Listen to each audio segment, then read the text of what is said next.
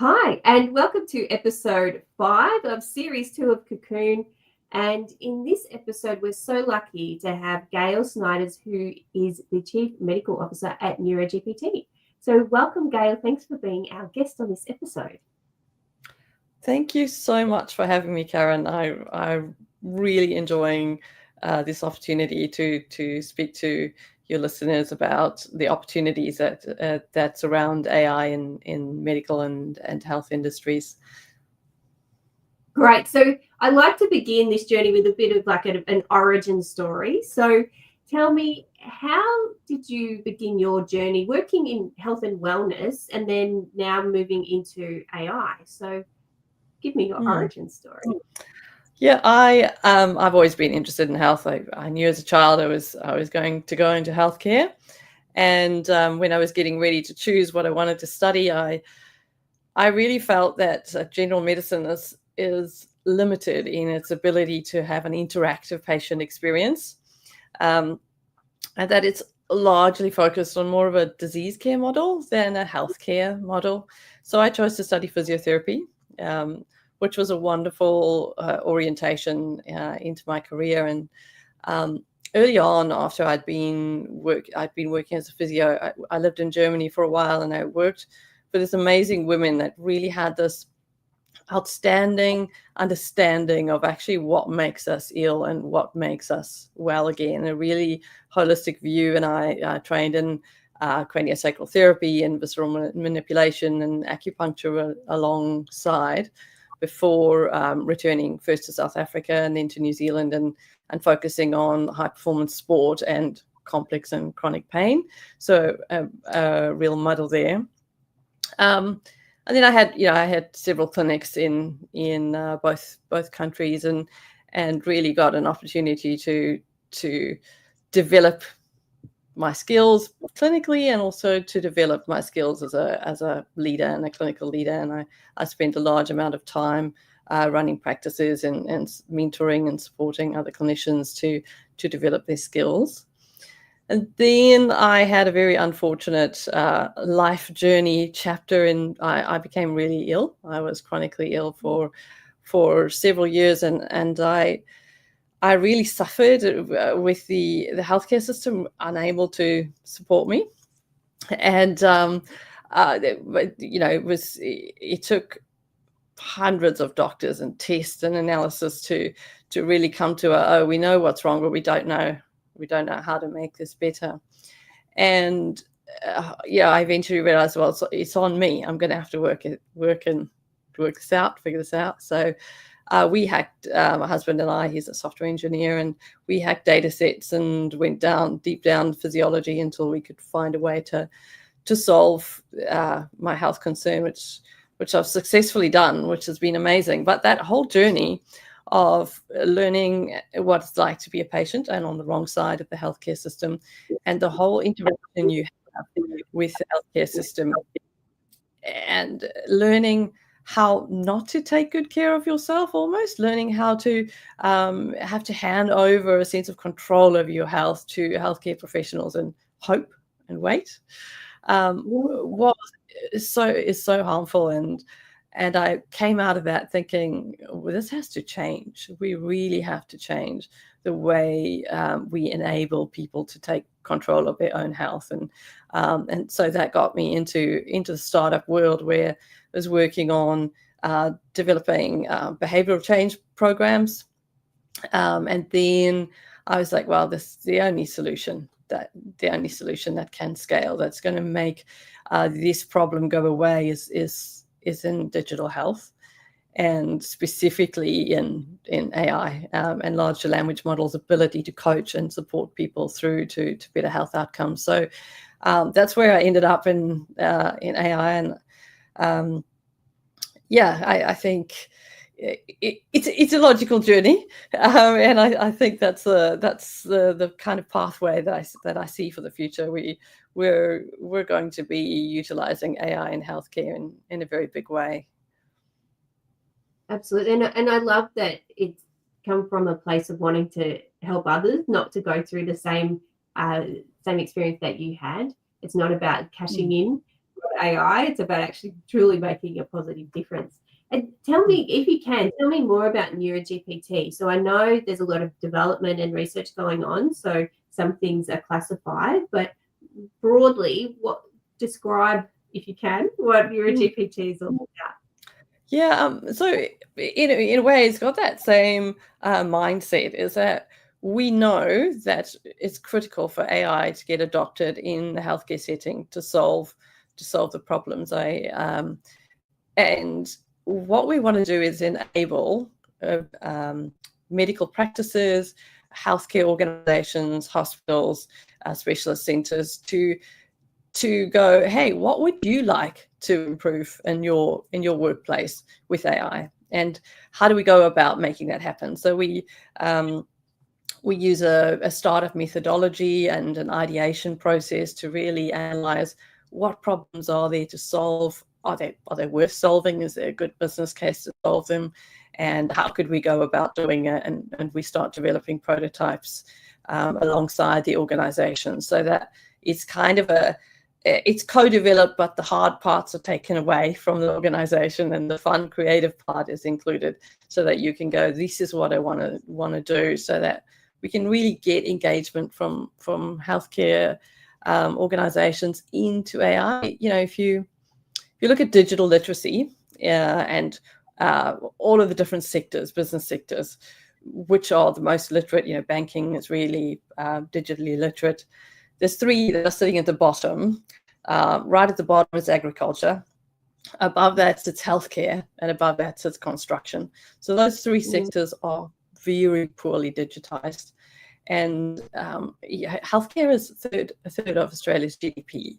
So we really need to use digitization to improve efficiencies and access. So that's this: how do we get healthcare on board with digital practices?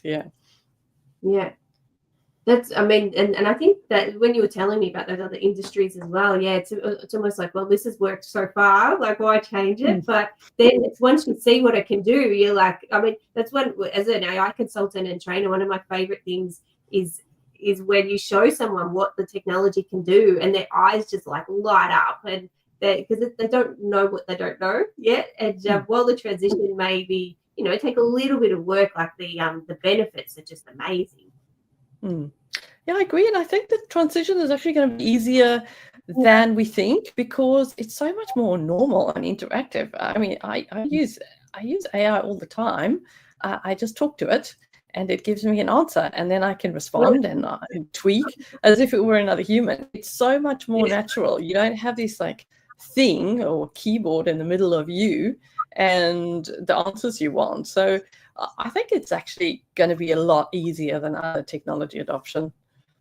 Yeah. And so how do you feel about this rapid evolution of AI? Because every day something new is happening and it seems, amazing, but do you have any reservations about it, or are you like, let's go full steam ahead? What are your feelings? Yeah, I have both. So definitely both sides. You go, do we really have to push so hard, so fast? On the one end of the spectrum, if we look at change and disruptive change across communities and people, there is the risk of going too hard, too fast, and actually doing harm and not making the change in a positive way. And in terms of privacy and governance, and there are clear hurdles that haven't been addressed. But while AI has been steamrolling along, on the other side, I don't think we don't have time to solve in healthcare in particular. We don't actually have enough time to solve the problem we're wanting to solve. If you think of our aging population, and a huge chunk of our aging population are actually also healthcare professionals. So those healthcare professionals are going to need the same level of healthcare as all of the other aging people, but there's far less people below them. So you have this like a complete, in the next 5 to 10 years, we're going to have a severe deficit of practitioner to patient something that's never been seen before, and our costs are going to be escalating in a way that's completely unaffordable. So how do we augment humans in healthcare? And we've got to do it. So I give us 5 years. We have to have sufficient AI tools to solve that problem in the next 5 years, which isn't very long. So, and clearly you think that AI is fundamental in the health and wellness space, to really increase the benefits that it can have and solve so many huge problems that we have now. I do. I mean, I'm really excited about the opportunities for AI in healthcare and in wellbeing. I think if you as a therapist can augment what you are able to do with somebody through AI. I mean, think of if you go to the doctor and you've had something wrong for a bit of a while and you're quite worried about it, and you go into the consultation and they give you some advice and guidance. When you walk out of that consultation, you've already forgotten 80% of what was said. So what if you had AI alongside that could, through the course of the week, actually explain to you over and over and in different words and in different ways how that consultation went? Then you could onboard that information. It's not costing anybody any more time, and you as the patient are then far more enabled to take the right action that you need to take and the next step. So that's just one use case. Same as health coaching, just little reminders. Did you really want to go to bed? Didn't you really want to go to bed at 9, Gayle? Do you have to stay up for another Netflix? No, all right. I mean, I think, and the odd thing is, I think if we set our settings ourselves and chose that, it won't be the same kind of level of rebellion we'll have if another human told us to do it. I think there's fascinating opportunities to really help people do what they want to do. And really personalize their own healthcare as well, according to absolutely. Besides the other obvious, I mean, so that's the one personal area, which is obviously a huge passion of mine. The other obvious area is organizational logistics and administration. Healthcare is just, if you go in for a small procedure like a colonoscopy or a gastroscopy, you have a whole file of paperwork that somebody is doing and actually literally lifting off labels and sticking it and checking that all the different pieces of paper have, you're mad, scheduling issues and referral issues and all of those kind of challenges that you go, look, AI can just make that go away and make that far more seamless and effective.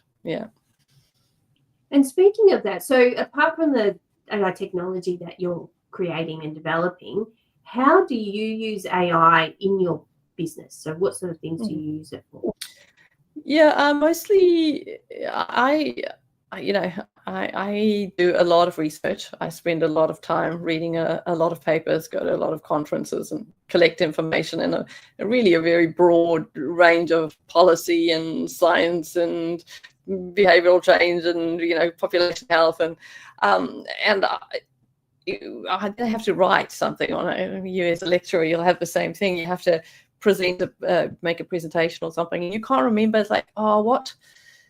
Where did I hear that? Oh, it was this piece of information, but where was it? And you can't just search the web for facts because half of it is not facts. Or probably more than half of it is not facts. So I use an internal Microsoft Copilot, and I store all of my information that I know is from valued sources, and then I can ask it, where did we hear about Heidi or Lyra? What were the challenges that posed with that and the improvements on it, and it will just bring up my notes on the various sources I have, and I can summarize it in a better way. So I use it a lot to do that and to make drafts for me that I correct, or make drafts of presentations. The other thing is I have a lot of meetings with stakeholders and different individuals in different fields, and just summarizing, when did we say we would meet again, or it pulls the information out of my emails and all of that within a closed, controlled, private system to do that. So I use it really as a personal assistant mostly. Yeah. Excellent. Yeah, it's so helpful. I use it every day as well. And even sometimes when I know I need to start something but I don't know how to start, it's such a great way to get going. Like, you can ask it, like, how do I and then it'll just give you something, it'll spark you, and then you're off. I love it. And I love it. I get it to teach me things as well. So not do the task, but instruct me step by step how to do it myself. And I love it for that. I'm not a statistician at all, but I've done many statistics courses in my academic career. But recently, for my book, AI for Strategic Communication, I had to do some statistical analysis based on my survey data. And so I had it, ChatGPT, guide me through step by step the process of preparing the data, putting it in SPSS, what to ask, all those steps, and then guiding me on how to analyze and things like that. And the thing is, I knew how to do it, but I blocked it out because I find it quite traumatic.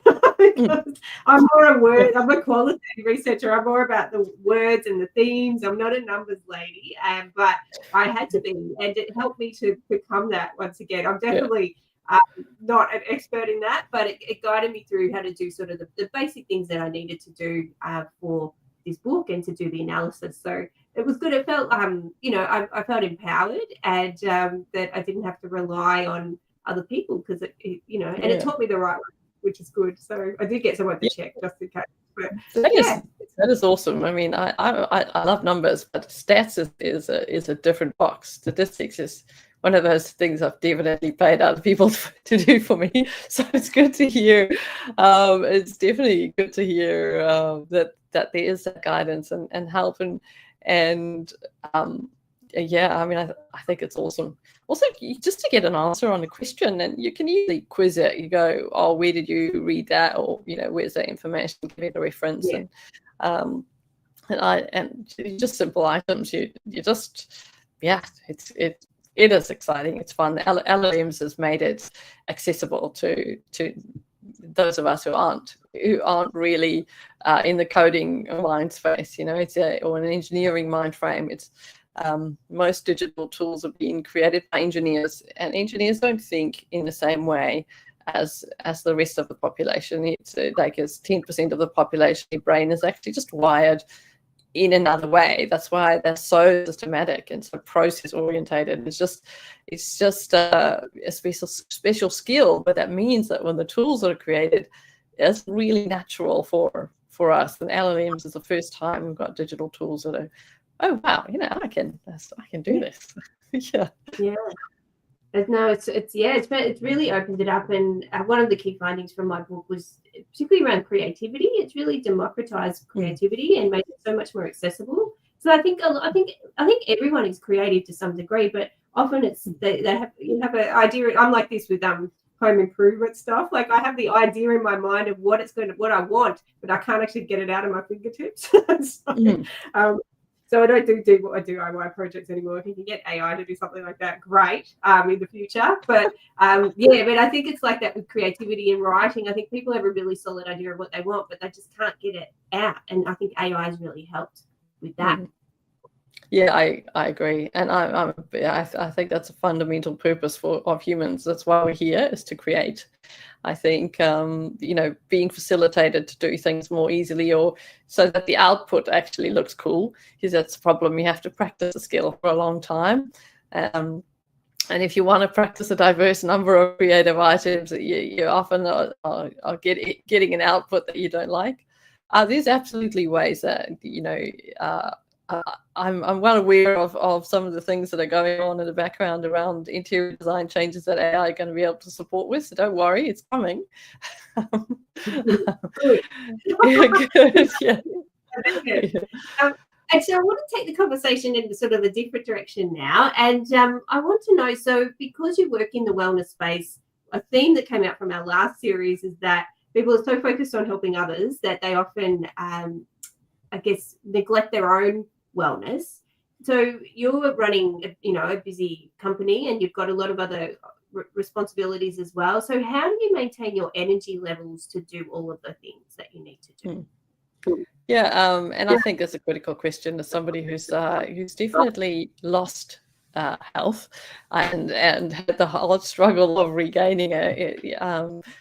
I can say it's my top priority. I look after myself first, absolutely. And I really think about it. I kind of have a mantra that goes on my head when I look at my schedule every week and how am I attending to the basics: sleep, eat, move, and connection. Am I getting enough stimulation and am I getting enough time with myself? I make a point of having a really good time and enjoying myself. Life is meant to be enjoyed and fulfilling. So I absolutely think about it all the time. It is totally a piece of my everyday that I do think about that. In terms of working with people and wanting to help people, I've had a lot of patients. I was trying to calculate the other day. I'm thinking like 15,000 people that I've treated. Wow. And if you think in terms of that, you can't give yourself, right? You can't help somebody with your own energy. That's not achievable. You are sitting beside somebody on their journey to improve themselves, and you can do that in a very open-hearted way, in a loving and empathetic way. But you are there to guide them or to coach them to help themselves. And I think that's the golden rule that we need to make. We're not there to take on somebody else's burden. We're there to sit by them and show them how they can take on that burden and overcome those challenges.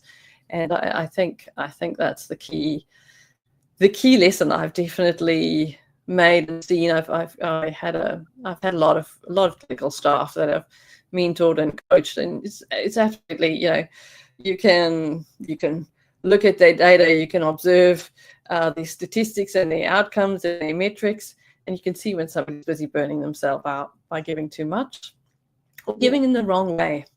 It's that odd thing. It's the same as parenting. You think this person is suffering so much, I just want to take that away from them.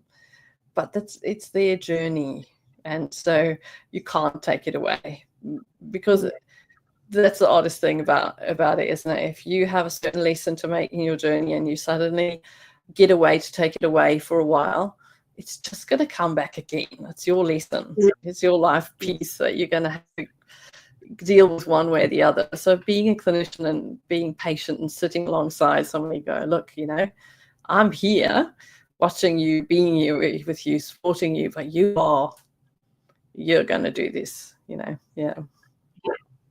No, that's a great point. Now, on a different topic, social media. So we know social media, particularly for business, it's become an essential part of business now. How do you navigate social media while still maintaining your own wellness? Do you have someone else do it? Are you very disciplined? How do you approach social media? I think I do it really badly at some times and really good at other times. I've definitely had other people at times doing it. I think what really works well is if you have a structured plan. If you have, let's say, a marketing campaign that you're underway with, then you plan it out and you can plan the posts and you can set them up and you can normalize it, and then you identify, look, at these and these times I need to make sure I'm interacting with that marketing campaign properly. So I tend to be, when I'm structured and very structured and it works really well, and then if there's no plan in place, then I might just drift or read too many things, and and it's not healthy. You really need to disconnect from work for enough time. So I try and make rules for myself. I'm not across every platform. It's really only LinkedIn that I use in my work. So that's useful as well. Yeah. Excellent. Now, can you tell me a story of how, I mean, is it too soon for NeuraGPT, or have you got a story of how it's transformed someone? Do you have like a story of positive transformation, or even a workplace or some sort of case study that you could share? But it might be too early. Well, we don't have one that's gone all the way through that kind of transformational stage yet. Like, I'm definitely busting to see some of the things get to that level. In terms of what have I heard that's been like there's a lot of aspirational stuff going on in AI in healthcare at the moment. I can't honestly say that there are things that are entirely transformational just yet. I think there's too many problems that we still need to solve as an entire industry to make those things happen. In terms of innovation in healthcare, I think one of the most aspirational things I've seen that really boost the capacity for people to innovate and startups and small organizations. I think the most inspirational story is probably the Sheba Medical Center that's in Israel. Mm-hmm. Israeli government has an amazing approach toward entrepreneurship. I mean, it's the most entrepreneurial nation in the world. They don't care about failing. They pretty much go, your first 2 startups are going to fail and you're going to burn, $4 million. They provide all startups with a chance with a $2 million grant and go all in. So Sheba took on this notion and said, well, we can innovate within our hospital, and we can support startups and clinicians within our hospital to actually innovate and create new solutions. And because of the whole idea of healthcare doesn't have to be in a deficit. We're always costing money, right? Always costing government money. Healthcare should actually be able to, or hospitals or big centers should be able to make their own money through some spin-offs of startups. So and Sheba has gotten this right. They've got more than 200 startups that have a level of success, and they've just been innovating in healthcare in an exemplary way. So there's a really good story of where the future of health can go. Yeah. No, fantastic. Now, I also wanted to ask you, I always ask a question about goals in this podcast, and I have a range of responses. Some people are like really focused goal setters at the beginning of the year. Others are more like, I'll go with the flow, see what happens. So where are you on that spectrum? And if you have set goals for 2025, how are you tracking? I know it's only March, but how are you tracking with your goals if you have them? Yeah, so I am generally goal setter, but I won't contrive a goal. So I will pretty much get a sense of this is what's important to focus on, and very loose, small goal I've had is to really do some more work in the public speaking space. So thanks for thank you for that. Really just being able to articulate the message clearly, getting the information out. I think holding all the cards on the information is the wrong option. We really want our whole industry to understand and start thinking where things are moving. But fundamentally, my goal for this year was around actually being fluid. And being open to things, the unexpected and opportune, because I think we are going through a massive period of disruption. Just from AI alone, it's been likened to the internet, the development of the onset of the internet in its disruption, and I think that is at least true, if not more disruptive than that event. So I've kind of decided not to have fixed goals in terms of what outcome, what output I want at the end of the year. I want to see where this year is going and kind of grow with it. Yeah. Which, circumstances have definitely flung things around this year, haven't they? Globally. So I think being fluid, given the global political scene, is probably a good choice. Yeah, absolutely. So as I said, there's so many. There's a whole spectrum of goals, or see how it pans out. But I think that's a wise move this year for sure. I was watching, I was listening to the artificial intelligence show that's put out by the Marketing AI Institute. I was walking on the beach this morning listening to that, and they were saying that they were talking about some interview where the person being interviewed said, I think it was Sam Altman, said that in say 3 to 5 years, the difference between now and 3 to 5 years is going to be bigger than now and 500 years ago. So the way that we how things are going to change in the next few years is going to be, it's not even, we'll look back and go, now what were we even doing? It's going to be so dramatic and impactful, the changes that are coming. Yeah, I agree. The rate of change is just phenomenal, and it does feel like all of the pieces have been thrown up in the air, and we're actually really waiting for them to come down. And that's another reason for my involvement, and I suspect yours is we need to guide the outcome in a positive way. And I think too, we need to not be paralyzed. We need to be involved, like guiding and actually engaging with what's happening, because I know there are a lot of organizations are like, let's just see what happens, but I think they will be at risk of I guess not making the most of what is here now by standing back and waiting and not learning how to, I guess, adapt when, as things happening, because it's going to keep changing. We're not going to go to it and just stop. So we need to sort of start learning how to move along with those changes and do them in a safe and ethical way, but also in a way that's going to really benefit us too. I'd be a bit playful. Nobody has the answers. It's okay to make mistakes. It's really important to own mistakes early and address them early. But we're all going to make mistakes going forward, because we don't know what we don't know. Just get a curiosity mindset and be playful and see what we can do. Yeah, excellent.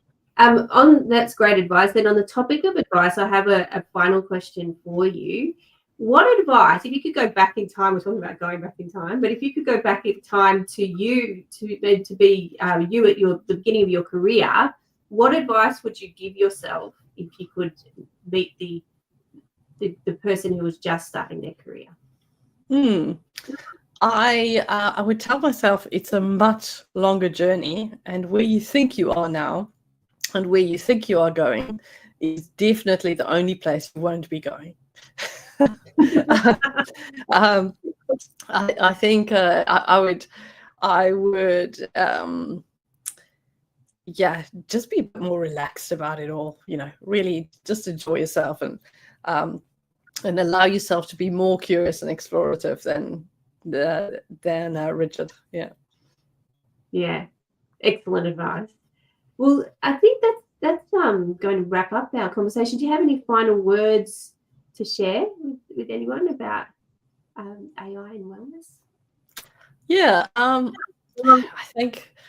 I think just have fun, enjoy it. We're here, we're in it. There's no getting out of it. It is happening. It is now. It's the present, not the future. So really make the most of it. Have fun. Make sure it's something that you can add into your life with a positive sense. Absolutely. Great advice. And Gayle is going to be on our panel for the launch of the Sunshine Coast chapter of the Queensland AI Hub coming up in a couple of weeks. So that's great. We're looking forward to chatting with you more at that event. So thanks, Gayle, and thanks everyone for watching. We'll be back next month with another episode of Kokoon. Awesome. Thank you. Thank you.